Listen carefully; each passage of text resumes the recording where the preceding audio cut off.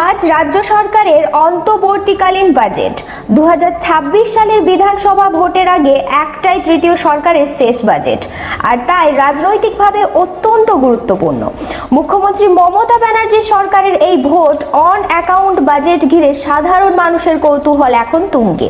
কারণ প্রশ্ন একটাই, লক্ষ্মীর ভাণ্ডারে টাকা কত বাড়বে? রাজ্য সরকারি কর্মচারীদের ডিএতেই বা কি ঘোষণা আসছে? সূত্রের খবর, নবান্ন থেকে ইঙ্গিত মিলেছে এই বাজেটে জনকল্যাণমূলক ঘোষণার বিশেষ জোর দেওয়া হতে পারে। বর্তমানে জেনারেল ক্যাটাগরির মহিলারা পাচ্ছেন মাসে 1000 টাকা, এসসি ও এসটি শ্রেণীর মহিলারা পাচ্ছেন 1200 টাকা। ভোটের বছরেই এই অঙ্ক আরও বাড়তে পারে বলে জোর জল্পনা। শুধু তাই নয়, রাজ্য সরকারি কর্মচারীদের মহার্ঘ ভাতা অর্থাৎ ডিএ অন্তত 4% বাড়তে পারে বলেও খবর। সপ্তম বেতন কমিশন গঠন নিয়েও আলোচনা চলছে জোর কদমে।